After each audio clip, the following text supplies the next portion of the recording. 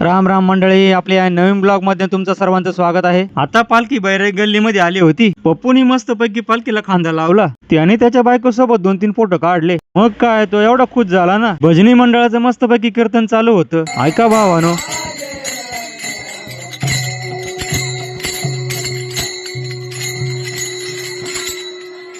ये बारके पोर कीर्तनाकडे लक्ष द्यायचं सोडून माझ्याकडे लक्ष देत होते। जाऊ द्या, पण या बारक्या पोरांची वेशभूषा एकच नंबर होती। मी आपलं बोलोस तर पालखी तर पुढे निघाली, मी राहिलो माग।